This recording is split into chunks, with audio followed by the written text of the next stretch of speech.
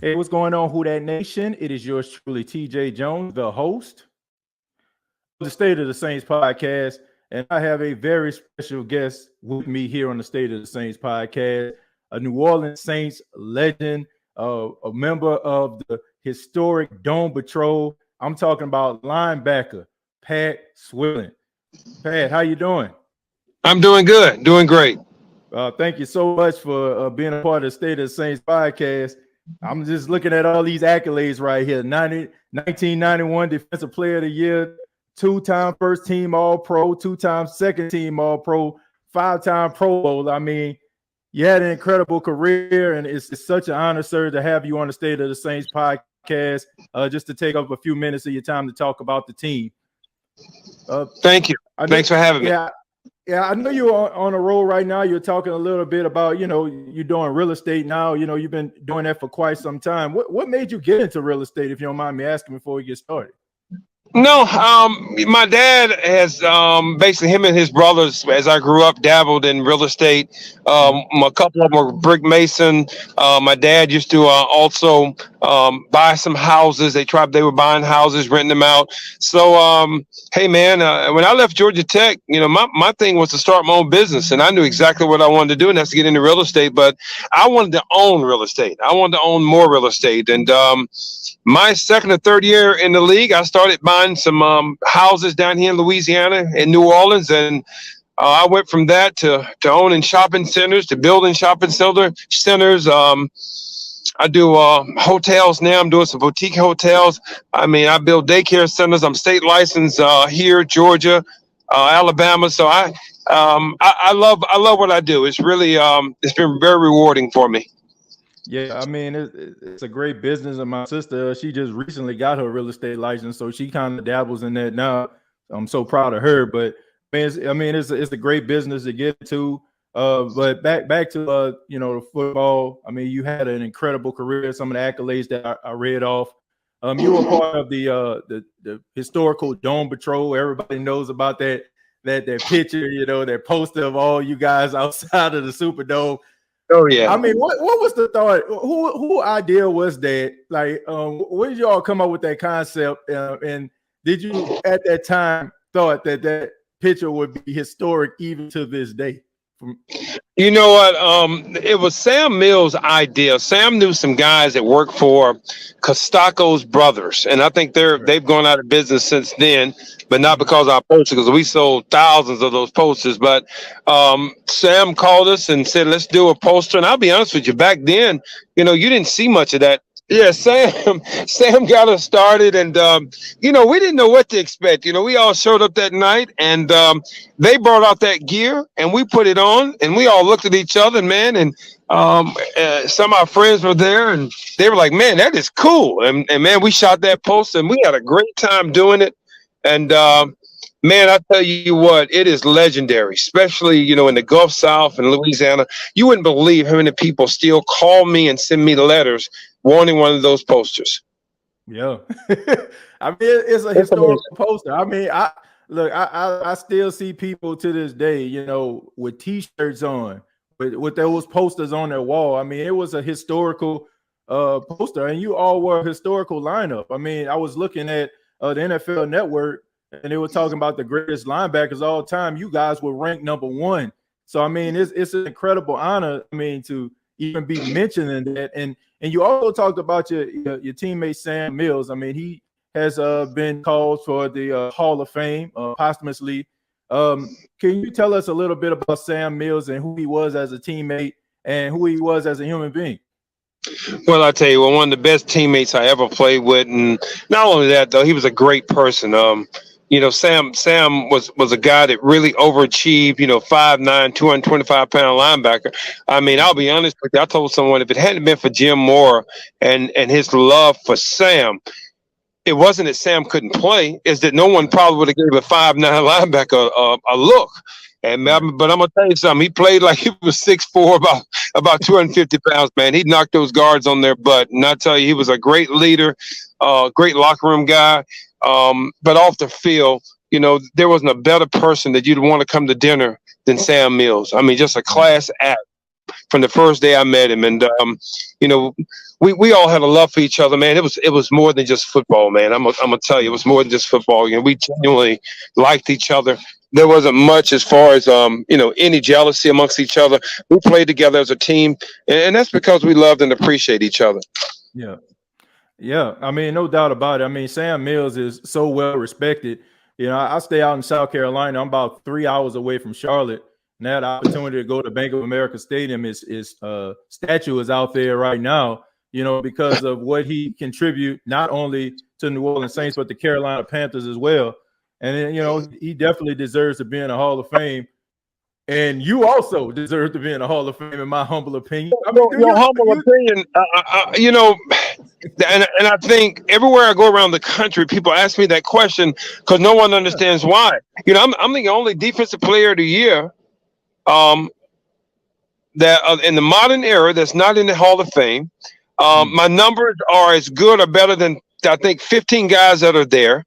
As if you gotta, I don't know what you have to do, but hey, man, like I tell everybody, I'm not going to politic and get into politics and hire some ad agency to get me in the Hall of Fame. My numbers speak for themselves. Yeah. My numbers speaks for themselves. So, at some point in time, they keep telling me just kind of wait your turn, and I'm not the only one. Vaughn Johnson deserves to be in the Hall of Fame. Our whole crew deserves to be in the Hall of Fame. I agree. And it is, and because we had some numbers. I'm not just individual accolades, but I'm talking about as a team defensively. I mean, our linebacker crew and our defense put up numbers year in and year out for about 5 or 6 years. We were 1, 2, and 3 in the league every year in defense.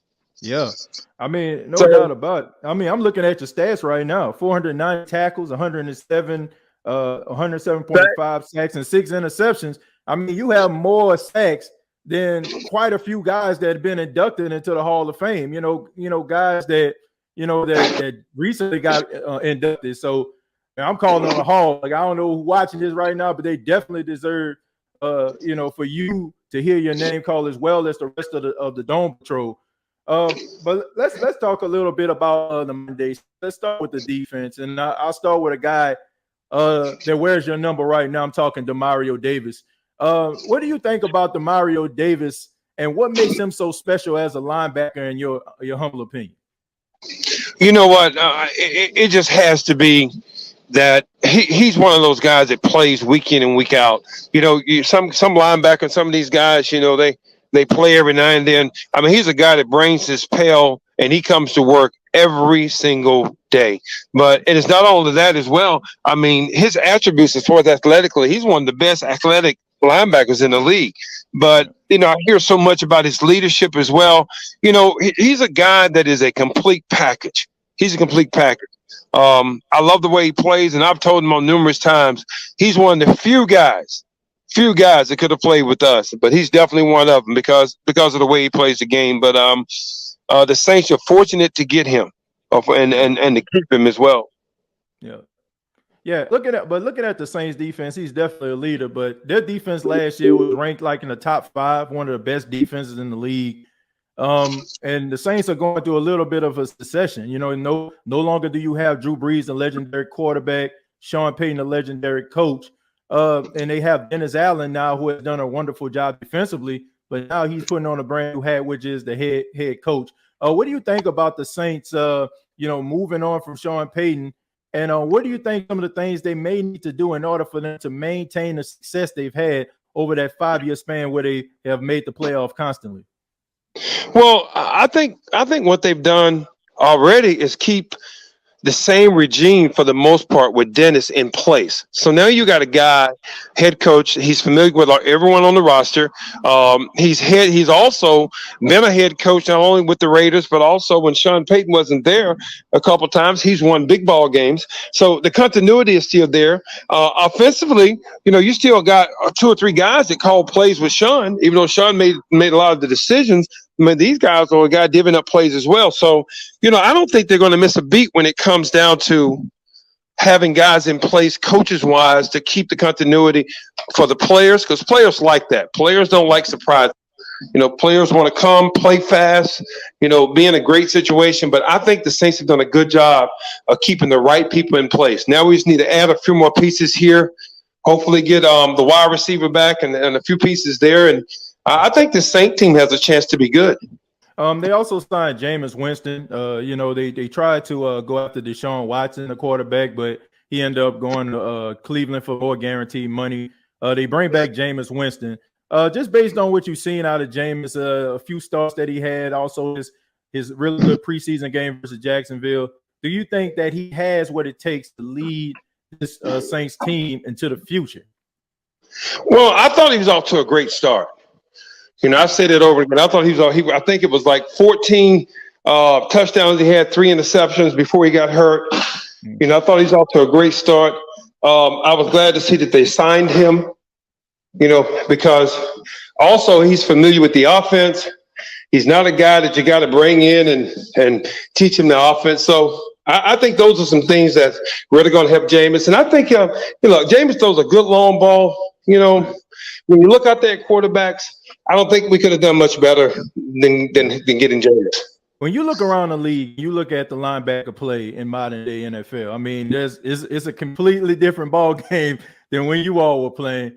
But what linebacker kind of resembles your play as a player? When you look at that guy, you're like, he reminds me of me. That's interesting. I think Von Miller and those guys, the way they get upfield and play. I tell people all the time, the game they play now is my game because it's an upfield game. Von Miller, Khalil Mack, who's an outside, big, strong. You don't find, people don't realize, I'm 6'4", 245. Ricky Jackson, 6'3", 6'2", 250. Lawrence Taylor, Charles Haley, 255. Hey, man, back in the day, linebackers were big, man. You look at these guys now, they look like safeties. Yeah. They're small guys. But to answer your question, those type of guys, Khalil Mack, Miller, those guys, those are the kind of guys that that I think play similar style ball games. But the thing is, they can play the run, they can play the pass, they can do it all. When we played, you had to do all those things, or you couldn't play. Yeah, I mean that's definitely true. You all played you guys played so fast that 3-4 defense. I mean, you guys were like all over the field, and it was fun to watch. And I was kind of young watching that, but my grandmother, who was a huge fan of yours, by the way, I'll be remiss if I don't say that. She'll get mad at me. Miss Maxine Jones, I know she's looking at this, but I used to sit on the floor, and I mean, she would scream to the top of her lungs at watching you guys take the field and make so many plays, man. And it was so fun to watch. But you talked about the 4 of you guys. I mean, do you have an issue? Do you have an issue with watching guys in the modern day New Orleans Saints defense wear you guys numbers? Like, 56, 57. Do you feel like you ever thought maybe your number should be retired? I understand why, because the league is always evolving, man. So my point is, they stopped doing that because they would run out of numbers. So, from that standpoint, you got to kind of understand that if you retired all the great players' numbers, you wouldn't have any numbers to put on anybody. So, I understand that and I get it. I mean, it just is what it is. Yeah. Well, want to say as a lifelong New Orleans Saints fan and also the host of this show, thank you so much for everything that you did, your rich history contributing to the New Orleans Saints. Thank you so much for your time. I'll go ahead and let you go. I know you have to roll around your properties and get everything straight. So thank you so much for your time. I really do appreciate it, ladies and gentlemen. The Pat Swilling. Thank you, sir.